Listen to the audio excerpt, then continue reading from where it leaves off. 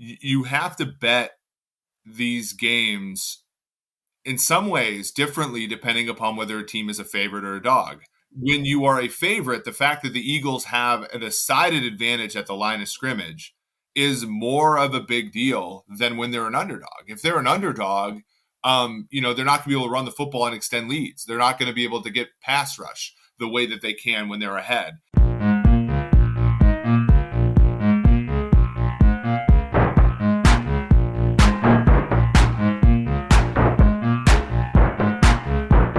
Welcome to another episode of the Football Analytics Show. My name is Ed Fang, your host, and today I'm thrilled to have Dr. Eric Eager of PFF on the show. Among other topics, he describes how he calculates uniqueness of an offensive scheme and how this impacts the betting markets.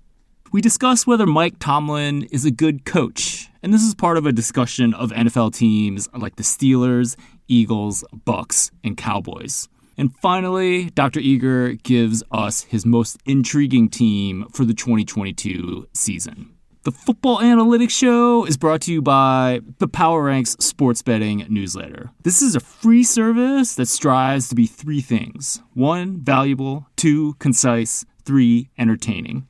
If you sign up, I'll send you my top 5 sports betting podcast episodes, an education through your ears.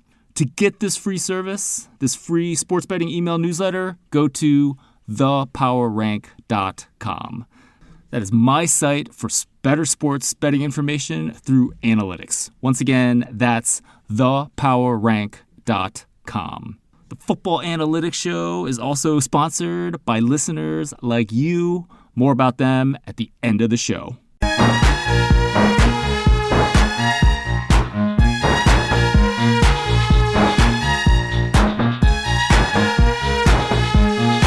Joining me on this episode of the Football Analytics Show is Dr. Eric Eager. He is the head of research and development at PFF, and I believe one of the best football analysts alive. Eric, welcome to the show. Ed, thank you for that, and feelings mutual. I'm excited for this NFL season. College got my appetite wet a little bit, but I don't know if you can really top NFL Week 1. It's one of the best weekends of the year. I would completely agree with that. We are going to get into college football a little bit later. But first, I really wanted to ask you about what's going on at PFF. I feel like you guys have really leveled up your game in the betting space. You hired a betting editor. You are producing betting pieces on every single NFL team. So tell me what's going on at PFF and what your goals are and all the fun new toys that you guys have. Yeah, I mean, so right now we have a PFF app, which is available on iOS, which right now we're servicing that with, bet grades for basically every single NFL game. We also have a mismatches tool, which sort of looks at sort of the point spread difference between, let's say, a left tackle and a right defensive end matchup. And we'll, we have content creators going through and curating those and writing up PFF nuggets about those and so on and so forth, which I'm extremely excited about. We also have player prop tools that are available. You can already see week one's Thursday night football player props up on PFF.com. Those will also be available in the app. College football, we have Green Line and all that on PFF.com. But yeah, I think it's great, and I think as you could probably imagine, having been in this space for basically, longer than me even, it used to be, okay, I'm picking a bunch of games minus 110 size or totals, but now, you have futures bets, you have player props, you have, a lot of different offerings. And I think, the work, that you do, the folks at BetStamp, what they're doing with odd screens, even like Spanky's odd screen, which is amazing. Everybody in this space is trying to make everybody a little bit smarter. And, and I think what it's trying to do is get people to a place where betting is a more sophisticated thing, because the books are constantly creating products for people to bet on. Folks need to have tools to sort of bet those things if they're available. Absolutely. I did want to ask you about this because you were talking about your trip to Vegas on PFF Forecast, which I should have mentioned at the beginning of the show. Eric is the co-host of PFF Forecast, an awesome podcast. And you were really, you were talking about kind of the importance of more intelligent football betting content. And I guess I want to challenge you a little bit because, I mean, obviously, like I'm all for it and I do my best to produce it, but I guess I'm not completely convinced that there's like a widespread need for this. And just, it's interesting to me when you think about kind of the difference between betting and daily fantasy. I feel like the fantasy community, I think it's been kind of proven that they really do want content. It's a space where word count is kind of essential, and the people who are really into fantasy really enjoy more of that content. Whereas I guess I know more of my customers now, and and these are people that are betting on games, and as much as I want them to bet early in the week, that's just not what happens. They open up my site on Saturday morning, Sunday morning, and use the predictions to bet there. So I guess I would like to believe that the content that you guys are producing is more people want it, but I mean, I guess inevitably more people want it because the space is growing. But do you really feel like that it's really that more important now? Well, for the space to thrive, I don't believe that for the space to thrive, and you look at like New York, the betting handle in New York State, which is, was zero back when you and I first met, and now is, on the order of $1 billion, I believe. That if the book is going to take its standard hold on every single one of those bets, then I don't necessarily know if that's the healthiest thing in the world. I also don't know if it's the healthiest thing in the world for those sports books. And you've seen, I think Boyd Gaming has done the best, and I think FanDuel, has a very good product. And, I think that everybody else is trying to meet that standard to a certain extent. And I think the problem is like, okay, if you're a recreational bettor and you put $1,000 into your account in week one, does it really, like, what's better for the sports book, for that player to play the standard hold every single bet that they make? And in fact, the bets that the increasing offerings that they have, I was just looking at my betting sheet from this week, like the standard hold, depending upon where you go, for a player prop in college football, for example, is 15 cents, 20 cents, right? And so even then, like, the more offerings that these sportsbooks are giving players, the less, the more theoretical hold that the books are taking every single time they make an uninformed bet into that market. Like, I think it's beneficial for everybody in this space, and that includes the sharp people, because they need that, these books need liquidity and things like that to take bets from big players, right? So I think that, and I'm not saying that everybody needs to become a winner, but I'm thinking, like, if a person is consuming good, honest betting content, whether that be going on to BetStamp and like comparing odds and betting into low hold or no hold or negative hold markets, or listening to us guess the lines early in the week and sort of, like if you got Chiefs -3, in May, and now it's -6, like, you're going to win a lot doing that, right?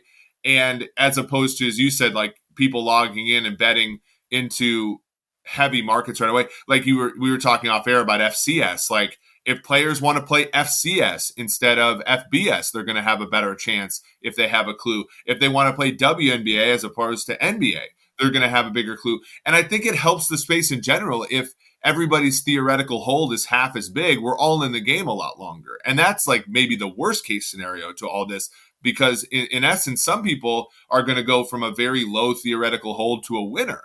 And that, of course, makes everybody better. So I agree with you that there are, like my boss is like, hey, what do I bet this weekend? He doesn't really care if it's -3, -120, or -3 +100. Like, some people just are not price sensitive. But if you can get more people to become price sensitive, that's better. And if you can get more people who are already price sensitive steered in the right direction as far as what to bet and what not to bet, then I think it buoys the entire industry, as opposed to a lot of these instruments that the books are trying to use, which is limiting players and, banning, all this kind of outright banning players, making it, I think that it's better for everybody if everybody's a little bit more informed, even if some people are just never going to take the advice to begin with.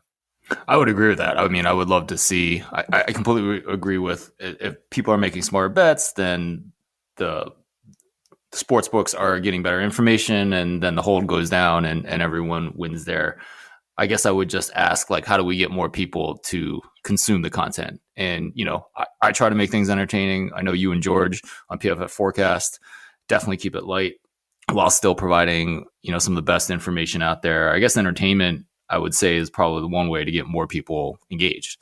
Yeah, I think it's hard because we just saw Joey Galloway talk about the Texas-Alabama game and how, it opened 20 and he thinks it's going to close 30, which is, probably never going to happen shy of an injury or COVID to half of Texas's team. So, the hard part is you're constantly, the ESPNs of the world and the, NFL networks of the world and so on and so forth. Like, when and I like Cynthia as a person, but like when Cynthia Freeland like publishes her win probabilities and they like, it gives Dallas a better chance on the road to beat New York than it does at home. Like we do a little bit, we push people in the wrong direction. And to me, I think with the way sports betting is becoming more of, I guess the point is like, if we don't try, then they're going to get it from other people and the other people are not trying. Right. And so I guess even just to keep up with the BS point, and make people smarter, elevate people. I know you've had, we've in this space, you think about, MLB Network has Ariel Epstein on now, who you've had on your show with Jim. She's understands the betting space. Having somebody on MLB Network who actually knows what the numbers mean, I think is extremely good in terms of, it's either going to be her or somebody else who doesn't understand betting. So that's a good thing. NFL Network, it's a little tricky because they actually, are working with the NFL. And so there's, for example, those people cannot bet legally. So it's, they're just not going to be as sharp. But I think it's tough. I mean, you have to steer people in the direction of good content, and you have to constantly produce good content, which I know is a chore. But I think that the hard part is if we don't do it, it's going to be filled in by the Booger McFarlands of the world. I agree. And that would not be good. So speaking of content, Eric, you always do some really interesting research in the every off season. And this off season, you started looking at the uniqueness of offensive and defensive schemes. And you were using something called principal component analysis. Can you tell us about that? Yeah. So basically the idea is that like you can look at, offensive football as a point in a cloud, right? So we have a million variables we can use to determine football. And it's, let's say the proportion of times the team runs 21 personnel or 12 personnel, or how often they run pistol or shotgun or under center. How often do they throw to these types of routes? How often do they run the football? How often do they do play action? And you could take all those and like project it into n-dimensional space and look at how far, and you can normalize it by league averages, and those league averages change over time. This is one of the cool things. And you can just look at how far each team's vector is from basically the 0-0 vector. Or the origin, if you will. And you could say, okay, that's how unique a team is. Now, that's not actually going to steer you in the right direction because you can be double counting. So a team that runs a lot of 21 personnel will run a lot of play action, and those two variables are correlated. So instead of having two unique variables, you generally speaking maybe have like 1.25 unique variables. So there's a method called principal component analysis, which can say, okay, in N pieces of information, let's find the M pieces of information, which are linear combinations of the variables that minimize the minimize completely the covariance between any one of those two updated variables. And once you have that, then now the interpretation gets a little weird, but you can sort of look at how far the coaches are from like the average coach. And generally speaking, those results give you a little bit of an edge in the betting market. It's probably like a quarter of a point, which is actually fairly useful in sports betting, as you know. And that's kind of how we deployed it. So, and that's why, you'll rarely see us. Now you've done it before, but you'll rarely see us on the other side of the Rams in a game. You'll rarely see us on the other side of the 49ers in a game because those coaches have extremely good unique scores. Now, that doesn't mean they're the best at what they do. It just means that they're a tough preparation for their opponent because they're doing so many things that are different than what their opponents are used to seeing. So how exactly does the uniqueness kind of filter into the betting market? Is it just that we're saying that, Kyle Shanahan has a unique way of calling games? So, maybe compared to what we expect, the market moves a half point more in favor of San Francisco every week? I think it actually doesn't. That's why I think there's actually value.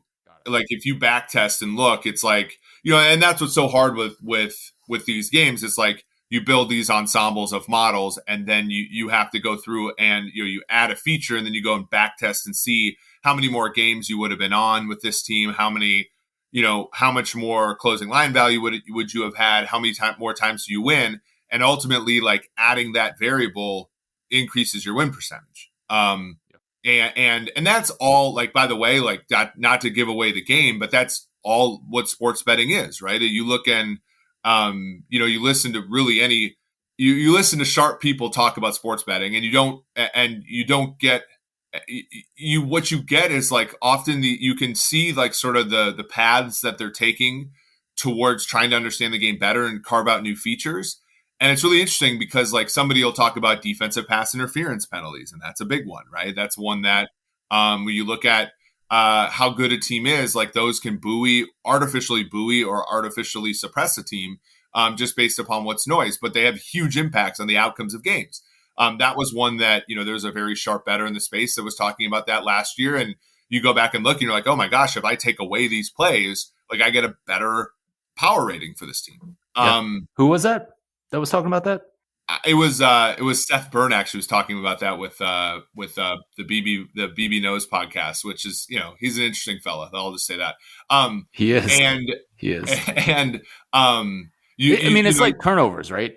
I mean, defensive. It is like turnovers, but we never previously had, like, when you look at the stat sheet, for example, you only get penalties, right? And some penalties are fundamental. Like you will get more jump offsides penalties by worse teams on the road.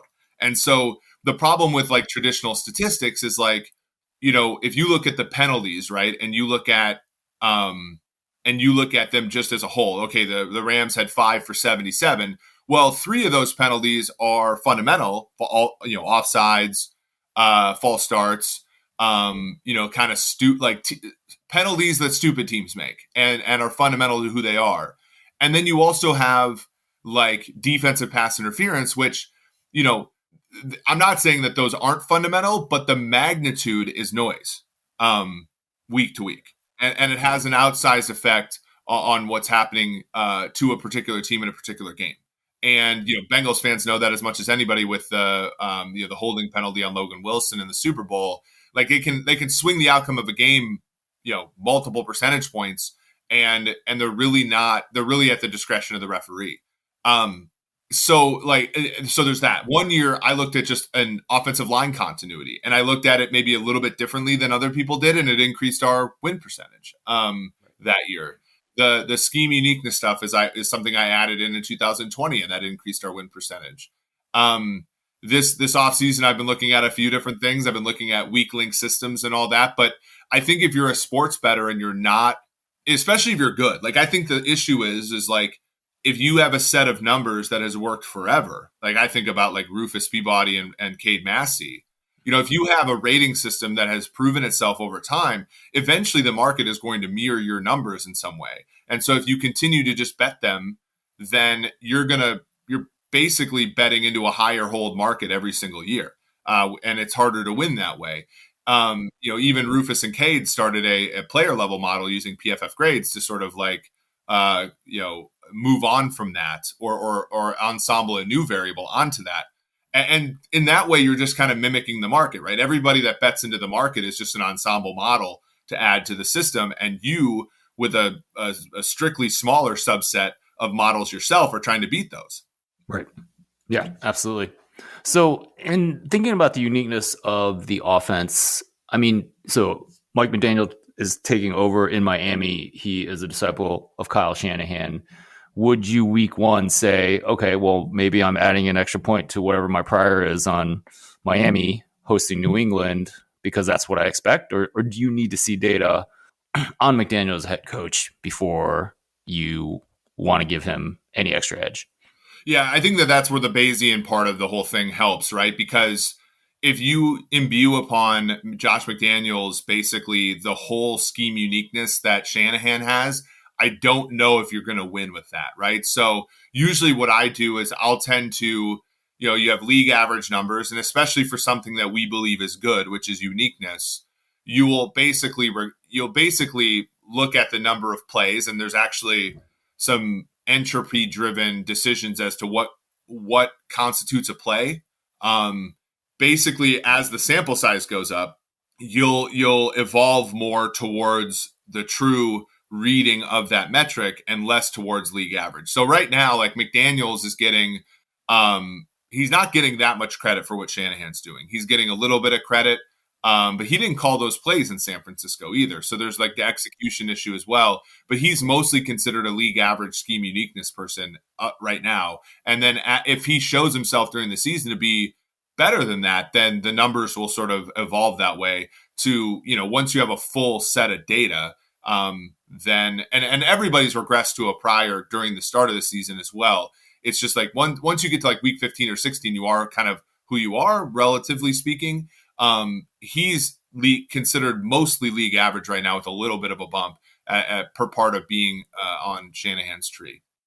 So are these uniqueness numbers going to be on the PFF app that you were telling us about? I probably not this year. And that's only because that's the issue with selling a betting product is we have our ELO numbers. We have our quarterback ratings are up on pff.com/power ratings. And those ELO numbers, I mean, when you look at them, if you take the ELO difference between two teams and you say what's the R squared between those two numbers and the Vegas number. And I know that's the Vegas number is not linear. In fact, there's clumps and stuff like that. So it's not quite perfect, but it's 0.75, 0.8 in terms of R. So you're getting there quite a bit. The issue with getting that extra 0.2 is we have to sort of keep some of that stuff proprietary so that ultimately, because sharp people like you could just pull them off the website, build your own model type of thing. Yeah, that's kind of why I'm asking, Eric. I know. Awesome. So, Eric, is there a bet, maybe a win total or week one spread or total that you like for this week? Yeah, I think when I look at this week's NFL slate now, a lot of numbers just moved. I'm assuming limits increased. And so, for example, the Chiefs just went to -6, which is kind of crazy. And I think you've seen you see Jacksonville down to +2.5. I'm sorry. So somebody really likes the Jags, and then New England out to +3.5. I'm not going to go against that steam. I'm going to go with one that stayed there for a while. I'm going to go the Las Vegas Raiders. I like them at +3.5 against the Chargers. I think home field is a little bit of a myth here because, the Chargers play in LA and the Raiders played in LA for, 15 years or so, or maybe it's more like 12 years, the formative years for a lot of people who are still Raiders fans. So I think that's one of the reservations I have in terms of backing the Chargers. I also think, Steven Ruiz just came out with his quarterback rankings, has Justin Herbert third in the NFL in his quarterback ratings. And, other people at The Athletic, the Chargers is the third power rated team in general in the NFL. I just can't. And I don't like the Raiders this year generally. But I like them in this game. So I'm going to take them +3.5. The other one that I really like, and I know there has been some steam to the under in this game, but I'm going to take the Packers-Vikings over. I think that the Packers defense might take a while to mature. They have great players. And I think the Vikings defense is just simply not good. Packers don't have the wide receivers, but they do have Aaron Rodgers. The Vikings defensive line is extremely soft, in my opinion, and has been for a number of years. So I think that game goes over 47. I know people bet it up to 48.5 or so recently. and then back down to 47. So that one's an interesting one, but I'm gonna go against the steam there and take Vikings Packers over. So let's get back to the Las Vegas and the Chargers game. So it sounds like this is just a particular matchup that you like, even though you're not particularly high in Las Vegas, and higher on the Chargers. You just like the spot because of the home field or the lack thereof. Yeah, I think so. It's to me, it's the Raiders are never going to be better than they are right now. They're very weak at two weak link positions, offensive line and secondary. They're as healthy as they're going to be at those two positions right now. So so I think people are taking their sort of global view of the Raiders, which should be not very good, and they're projecting it onto week one, where they're actually fairly healthy right now, and they're pretty strong if nothing goes wrong. And so week one is that perfect time where like nothing has gone wrong so far. The Chargers, stuff has already gone wrong with JC Jackson is out and their corner position isn't the best anyway. And you're still going to have Khalil Mack coming into form and so on. And the offensive line isn't great. And you look at Chandler Jones along with Max Crosby getting pushed for Vegas. I think that they'll at least hang tough and make this game closer than the betting market suggests. Yeah, I mean, and J.C. Jackson was a huge acquisition going from New England to the Chargers. I mean, the Chargers are kind of in that, hey, we have a rookie quarterback on a rookie contract. Let's load up on stars like J.C. Jackson and Khalil Mack on the defensive side of the ball. Sounds like you're pretty high on that over the course of the season and into the playoffs. Yeah, the Chargers should be good. I just don't know. Like, the Chargers are always a team that, like, if you're going to get in on them, like, I have a plus 400 Chargers to win the AFC West ticket. If you're going to get in on them, you better get in on them early, because I just don't see, them at their current price being a value at all. Everybody loves them. Everybody loves Herbert. And I think Herbert's largely deserved that acclaim. I just think it's just too much. And we're in the business where you like a team 1 year and 1 week, and you like a team a different week for very like plausible reasons, right? Because, it's all about the market perception of these teams. And unfortunately, I think for people who want to bet the Chargers, like, you're just never going to get a value on them in a league that's sort of extremely gaga over Herbert. Yeah, exactly. And I feel like sometimes, in the business that we're in, making predictions, you kind of got to eat some crow on stuff. I remember I was not high on Justin Herbert during his time at Oregon. Really struggled in his second to last year there. And then, was pretty good his last year. I mean, basically has been pretty good since then. So yeah, you got to change your opinion when the world changes. And I've had to on Justin Herbert. Eric, I wanted to ask you about a couple teams that I'm still trying to figure out. The first one is the Pittsburgh Steelers. I feel like this could be one of the high variance teams in the league. They have a pretty good defense, and it's a defense that's really held that team together over the last couple of years as Ben Roethlisberger fell off the face of the earth and could no longer throw a football. But on the offensive side of the ball, they just named Mitch Trubisky starter. A lot more questions there.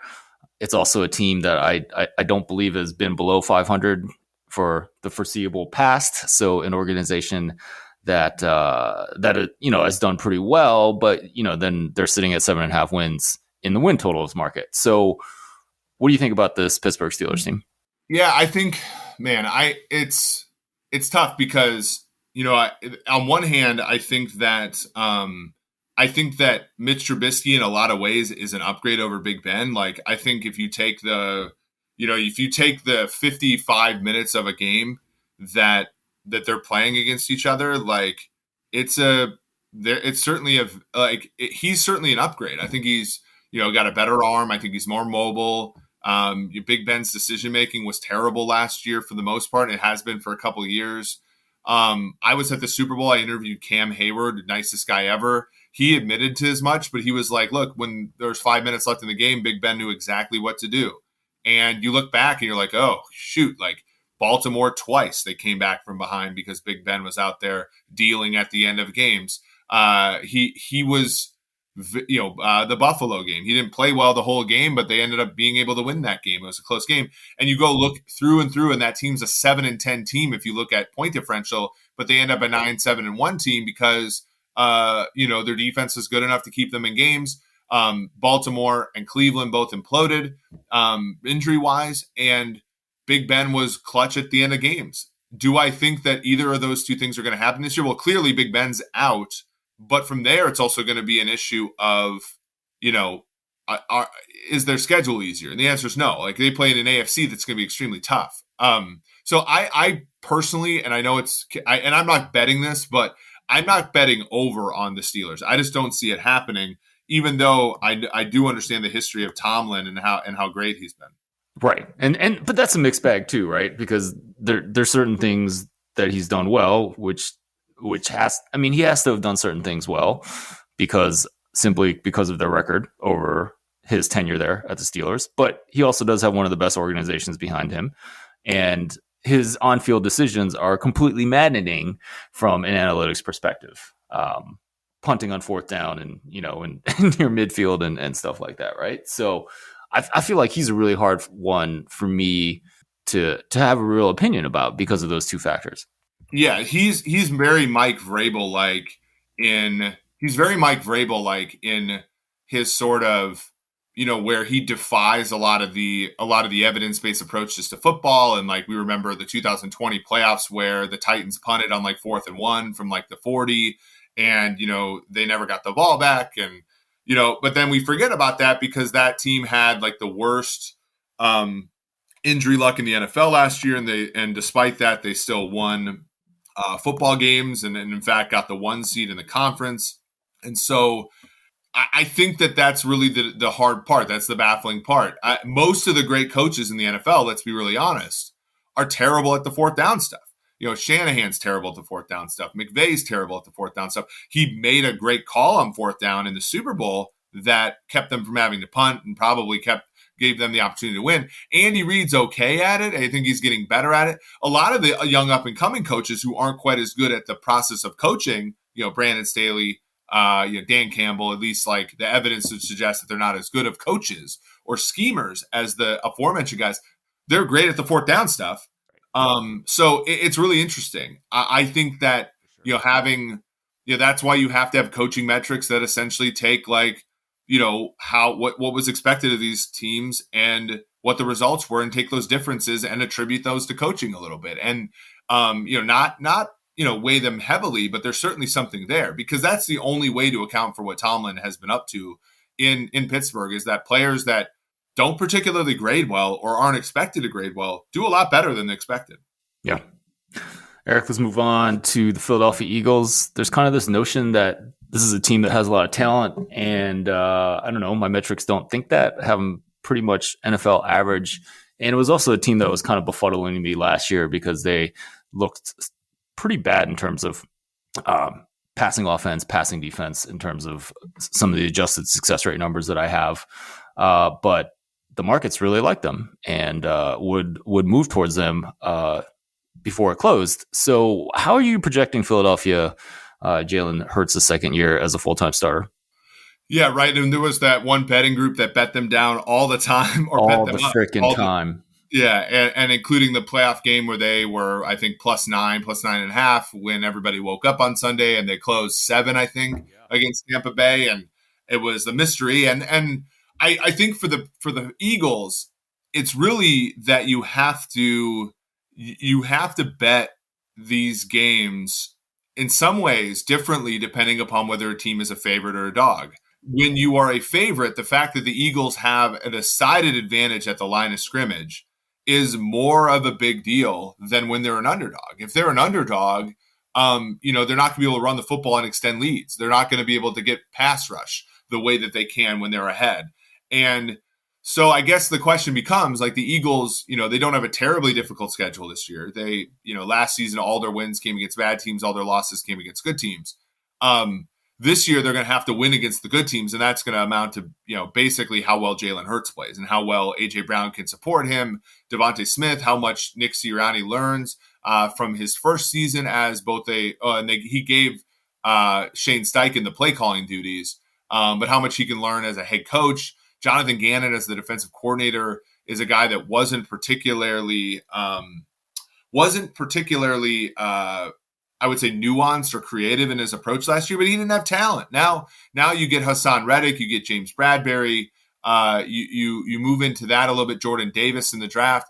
Do they become more creative because they have more things to work with? I think is the big question for the Eagles. I like them in terms of I think that they have the difference between their mean projection and their ultimate ceiling projection. I think is no bigger than in Philadelphia. But everybody that's talking about them as a Super Bowl team, I don't mind it at all, but I also think it's going to be a battle for them. Philly goes to Detroit in week 1, and Detroit is a team that you've talked about being high about. It looks like Philly's a 3.5 point favorite on the road. Any opinion on that spread? Not really. I've been a big proponent of the Detroit Lions this offseason because I think that they have a real chance in an NFC where there aren't that many good teams. So I think that they're going to be better than what people believe, but this week, again, this is a team where, Philadelphia is better than Detroit. So, can they protect Jared Goff? Can they protect Jared Goff? Can they, work towards a meaningful, run game? Run game's usually not important, but I think that, they're going to have to at least give Goff the ability to run play action, things like that, and that requires a credible threat to run. If anything, I'd lean Philly, but I think 4 is a big number. Yeah, absolutely. I mean, it may be a good matchup for the Lions in the sense that I feel like the secondary is their weakness, and I think it remains to be seen whether a team like Philly can take full advantage of that. Yeah, for sure. And that's the thing. It's you have Jeff Okudah, who's coming off of an Achilles, Amani Oruwariye, who led the league. Well, he was one of the league leaders in interceptions last year. They're back. They do get Mike Hughes to play in the slot. They're starting to get better, Detroit. They're starting to not have as many weaknesses. Putting former Eagle Halapoti Vaitai on IR hurts because their offensive line was going to be very good, and now it has a weakness. But again, it's all about whether Jared Goff can get in plus situations where he can run the play action stuff that he's really good at. Because I think that they're sneaky good in terms of the skill position on offense. Hawkinson, Chark, Amon-Ra St. Brown. I think that those players will make plays. It just depends upon if Goff can stand in there and deliver, and it all gets easier when you are a favorite type player. When you're a favorite type player, rather than an underdog like they are. All right, Eric, I wanted to also ask about the Tampa Bay Buccaneers. So this is a team that I've actually seen get bet down in the win totals market over the last month. Tom Brady is 45 years old. It's a defense that's been pretty good. But, at some point, are we fading Tom Brady? He can't do this forever, right? That would be the guess. I got a little bit of Tampa plus 120 to win that division when we weren't sure that Brady was coming back. So I'd certainly like to see them win that division, but I don't necessarily know that it's going to be because of how brilliant they are, but more that the Saints aren't quite as good with Sean Payton and the Falcons and Panthers are terrible. I think that that's more likely the reason that we see this than we see it with, basically, I think it's going to be more likely that we see Tampa win that division because the division's bad than they're they're too good sort of to compete with. Yeah. Well, and then if Tampa Bay's really fallen off, then in the NFC, what are we looking at? Green Bay, even without Devontae Adams on offense, the Rams as well, right? They become the primary contenders. Yeah, that's the case for the Eagles, right? The case for the Eagles is that Tampa Bay has the Brady question marks, the interior of the offensive line question marks. The Packers have wide receiver problems, and the fact that they're leaning into defense as opposed to the offense that has steered them so well for so long. San Francisco is going with basically a rookie quarterback who hasn't played much at all in the last 3 years. LA has a quarterback with an arm problem. And the NFC East is, Dallas is always either going to implode or be pretty good. And I would put my money on implode this year. So when you look at that, like the door is open for an Eagles team. The door is open for the Vikings, for example, if they can put it together finally.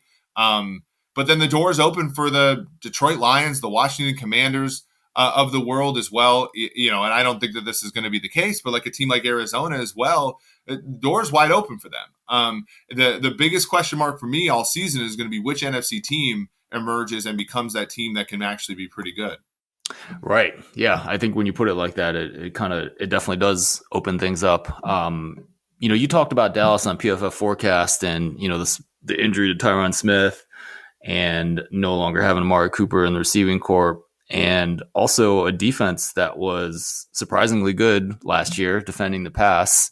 And we just know that defense is not very predictable from season to season because they were awful the year before with essentially the same cast. So, you're still on fading Dallas this year. Yeah, and it's I think that this is where with sports betting growing and being such a big deal now, it's so much like better because I don't know if I'm necessarily fading Dallas win total, like their actual win total at -110. I think this is a team that could win 12 games or lose 12 games. I don't know if 9-8 might be their median projection, but I don't know if it's their, this is stupid to say because of course it is, but it's not their median projection, but it could be like, it is their median projection, but in some ways, is it really their mode projection? You know what I mean? Like, I think that if they piece it all together like they did last year, they could win 12 games and we're all like, oh, of course they do. Look they're the most talented team in the league. They have Micah Parsons and Dak Prescott and CeeDee Lamb and,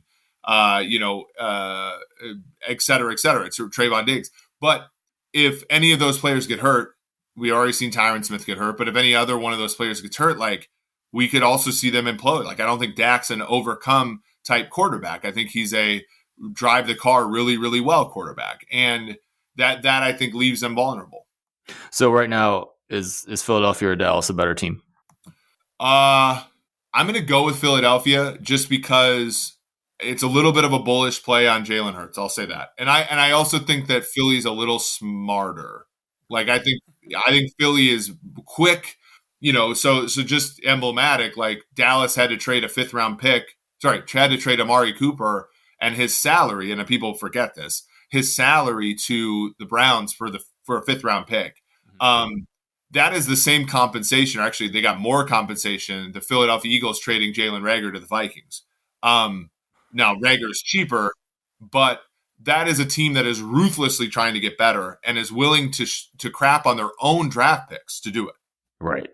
And you're also saying that Mike McCarthy isn't getting credit for didn't he come and learn some analytics from you guys down at PFF one year when he wasn't in coaching? Yeah. He certainly came in and asked us questions, that's for sure. And he's a nice guy. And honestly, I think from an in-game perspective, I also think like Dallas is in the top half of the league in terms of analytics. I just think more highly of Philadelphia in that regard. Like Philadelphia is a top 2 or 3 team in the league as far as intelligence is concerned, in my opinion. So that's another thing I'm leaning in on. And, to that point, like I think the biggest question for the Eagles is Hurts. I think specifically the question is, are they going to lean into the stuff that they won with last year with Hurts, which is a lot of running and a modified passing game? Or are they going to try to discover whether or not Hurts is their long-term answer quarterback and throw more? If they do the latter, they might not win as much. Yeah. You know what I'm saying? Absolutely. And I think what the Eagles will do is figure out the second question in ways different than stretching him out during games. I think that they're still going to lean into the stuff that Hurts does well, win 11 or 12 games, and move on from Hurts after. And that would be unprecedented in league history, especially in this era. But it's probably the smart thing to do, and they learn from their Wentz experiment. Right. Yeah, I mean, there's got to be some middle ground, right? Where you let him take some shots, let him show what he can do, but mostly lean on things that you do well, right? Mm-hmm. Yep. Yeah. All right, Eric. So we have 32 NFL teams. I'm interested in the one that most intrigues you. Like, which one are you most interested in following this year to see what happens? Yeah. I think the most intriguing thing I think could happen this year is Jacksonville being good. Nice. Yeah, that's not the first time I've gotten that answer on the show, but please continue. Yeah, like I think Lawrence now, Steven Ruiz of the Ringer, he put Lawrence at like 14th on his quarterback ratings, ahead of Kirk Cousins, and like 10 spots ahead of any other player from the 2021 class. That seems crazy to me because there's nothing that Lawrence showed last year that gives him a leg up over the other quarterbacks, right? Like the Justin Fields. Like if you came into last year's draft with like a modest difference between Fields, Wilson, and Lawrence, or Lance even, there's no way last year made you bullish on Lawrence but not on the other players, right? Sure. Yep. If you want, except for maybe Matt Jones.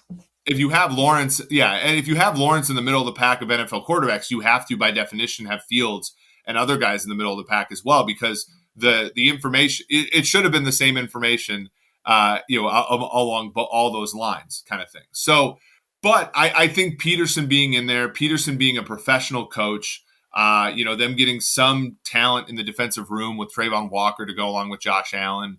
Foye Oluokun at linebacker is not a great signing. Neither is Christian Kirk, but that team's over the cap next year. So they're going to try. That's the other handicap that I don't think people realize is that, the Bears might not be trying. If you bet them season win total over, you're making two bets. You're betting that they'll be good and you're betting that they're going to try. With Jacksonville, you're just making one bet that they'll be good, because they have to try, because if they don't try, next year is going to be a disaster. They don't have anywhere close to the cap room that the Bears, for example, have at $100 million or so. So that's kind of where I'm at. I think Jacksonville is going to compete there. I think the Titans are going to take a fall. Now, that's famous last words of the last few years. I think Titans take a fall. I think that the Texans are never going to be really good ever. And Indianapolis is like Dallas, frankly. I don't know, Eric. Houston had the third best point differential in the preseason. That's true. We do forget that.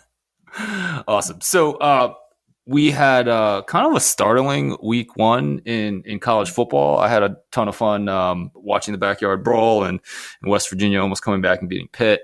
Really enjoyed watching Old Dominion beat Virginia Tech, and then some of these games. There were so many good games. The finish to the FSU LSU game was just unbelievable. Any takeaways from college football from the first, 2 weeks of play? I think the biggest take is that Georgia is legitimate, and I wouldn't be surprised to see them too in the country over Ohio State. Now, I don't think Ohio State played that poorly against Notre Dame, nor do I think Notre Dame is bad enough where beating them by just 11 is a problem. But there is an issue there, right? There is an issue with not being able to sort of out athletic a Notre Dame team. Their wide receivers were not open very much. Stroud, when you look at the offensive line play, was not great. And outside of Smith and Jigba, you weren't looking at wide receivers that were open all the time, right? And you need, I think, in college football, like, look, if this team is going to be a college football playoff contender, they have to get open against Notre Dame, right? Because they're not getting open against Georgia, and they're not getting open against Alabama or Clemson, as Clemson's defense looked great last night. So for me, we gave Ohio State an 8% chance to win the college football playoff going into the year. Georgia and Alabama were more than 55% themselves. I am not moving off that at all. I think Ohio State, from the perspective of winning the national championship, is a pretender, and I think Georgia is a contender once again, along with Alabama. Absolutely. I didn't see a lick of the Georgia-Oregon game, but Stetson Bennett and that offense was amazingly good last year. They just killed everyone that they were supposed to kill. Obviously, did not have the best game against Alabama in the SEC championship game, but certainly made up for it in the national title game. And Stetson Bennett had an unbelievable year last year. And my take this preseason has been, if he were any taller, he would not be 101 to win the Heisman. He would be some reasonable number to win the Heisman. So I personally wasn't particularly surprised that they killed Oregon, right? So I do feel like they go up. And I would agree. I would not move off my prior for Ohio State as much as I would like to, living here in Ann Arbor. Jackson Smith, the Jiba, also didn't play the second half, if I'm not mistaken. Yeah, he was hurt.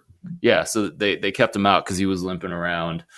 And, maybe Notre Dame, like we expected them to be good on defense. I mean, I expected an Ohio State offense that I think could be the best in the country to do better than they did. But, I don't think it was enough to kind of get off on the prior for Ohio State. And then, you can question Ohio State's defense, but, they played well. But, how much are you going to take into that with, Notre Dame with a first-year quarterback that I believe was hobbled by a hamstring or an ankle or something, right? So, yeah, I would definitely buy that as well. Did you see the end of the Florida State LSU game? Yeah, I mean, I had Florida State and under, so I may or may not have used my one time on that blocked extra point. I don't know. Yeah. Do you get why they just allowed LSU to snap the ball on the touchdown before that? I don't. To me, it's a weird. It's ambiguous, right? Because the first down stops the clock, so it should have been more. Like, I think at worst they should have wound the clock after they set the ball, and instead they basically gave LSU a free timeout. Is what they did, which is strictly wrong, right? Like, if they don't give a 10-second runoff, which I think that probably might have been the fair thing to do, right? In the NFL, that's a 10-second runoff, right? Easily, because you don't have the clock stopping at a timeout, right? So it's fairly plain but the clock stopping at a first down, is makes it a little ambiguous, but whatever they decided to do was wrong, I thought.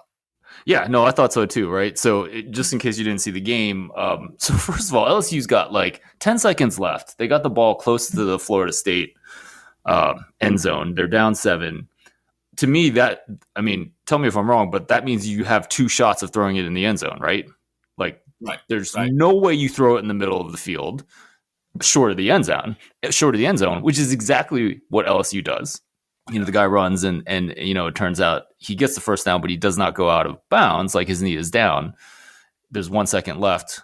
And my understanding of college football means, like, you spot the ball and you roll the clock, except the refs spotted the ball and did not roll the clock. They simply let LSU get a snap off. I think it took like 3 or 4 seconds. And it was just kind of baffling. They score and then they miss an extra point to tie the game. And Brian Kelly haters everywhere go nuts. So, but yeah, no, it was. I don't think college football can possibly keep that up for week 2.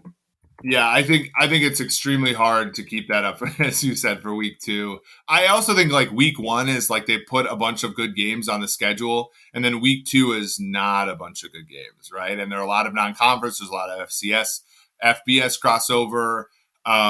It's going to be hard. The Appalachian State NC game was crazy, where the North Carolina guy runs if you had Appalachian State +3, you had like 4 heart attacks during that game.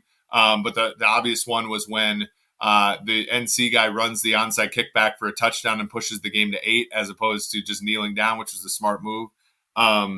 Yeah. Does that mean you're somehow not excited about Michigan as a 51-point favorite against Hawaii in week 2? No. In fact, I think it's unsafe for Hawaii to engage in that game after watching them play Vanderbilt and Western Kentucky. Yeah, no, I completely agree with that. I mean, I was talking to a friend before the season started, and he was saying Hawaii's basically starting over, right? And then you get completely run over by Vandy, who struggled against an FCS opponent in week 1. Are there mercy rules in college football? Maybe. I've seen before where there was a game where Clemson like let running time happen, and I want to say that they shut the other team out but still failed to cover, type of thing. So that's pretty interesting. Yeah. Dr. Eric Eager, thank you so much for your time in breaking down the NFL. Please let everyone know where they can find you on the internet. Yeah, I'm at PFF_Eric on all the sort of social things. I'll put out a couple TikTok videos. I didn't do any last week, but maybe we'll do some this week. And then PFF Forecast, which is every Wednesday and Sunday, along with my Kansas City Chief podcast, which is called Red, Gold, and Bold, which is on every Tuesday during the season, which is a lot of fun. That is awesome, man. You are the hardest worker in the field, man. Thank you again for coming on. Hey, thanks for having me on.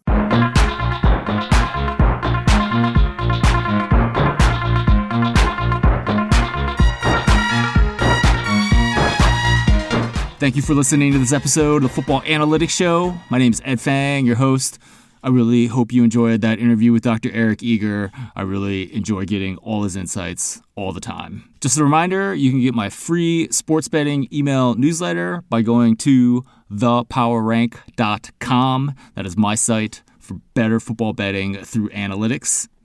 If you like what you hear on this podcast, you can support the show through Patreon. At the $5 per month level, you get my sincere thanks and also a patron-only episode every month. If you decide to support the podcast right now, there's an episode on home and rest advantage waiting for you. At the $10 per month level, you get everything at the previous tier, but also when you sign up, I will mail you the Establish the Pass mug. This is a very cool mug that's in the colors of the podcast. And it is my thank you for signing up to be a patron. Note, this is a little bit different than the way that I had set up before. To support the podcast on Patreon, go to patreon.com/footballanalytics. Patreon is Patreon. Football Analytics is all one word. Once again, my name is Ed Fang, host of the Football Analytics Show. I'm really honored that you listened to this episode and stayed all the way until the end. I will talk to you again next week.